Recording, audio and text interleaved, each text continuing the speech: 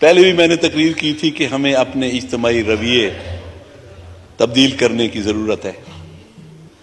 پاکستان جب سے بنا ہے، ہر آنے والی حکومت یہ کہتی ہے کہ ملک نازک موڑ پہ کھڑا ہے۔ 70 سال میں ہم اس موڑ کو نہیں کراس کر سکے۔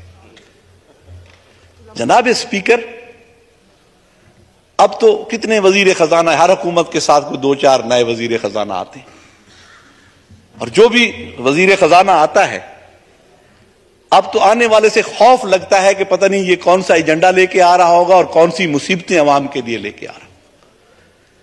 ہر بجٹ میں یہ کہا جاتا ہے،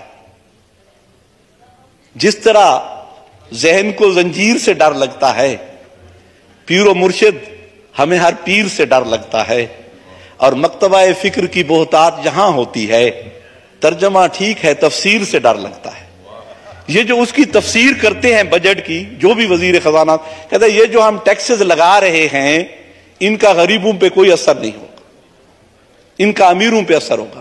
لیکن ہمیشہ یہ دیکھا ہے کہ اینڈ آف دی ڈے سفر وہی غریب کرتا ہے اور اسی پہ ہی اثر ہوتا ہے۔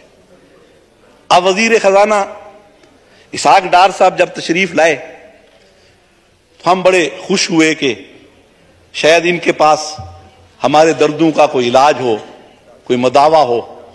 لیکن وہ ہے بزم میں اتنا تو سب نے دیکھا میر، پھر اس کے بعد چراغوں میں روشنی نہ رہی، نہ گیس رہی ہے نہ بجلی رہی ہے، اور وہ اتنی مہنگی کر دیا کہ غریب کا گھر تو اب وہ بلب نہیں جلا سکتا، کیونکہ اس ایک بلب کے جلانے کا جو بل ہے اس کا 2000 سے کم نہیں آتا، تو وہ میرے خیال میں اندھیرے میں ہی بیٹھے گا۔ اور جناب اسپیکر،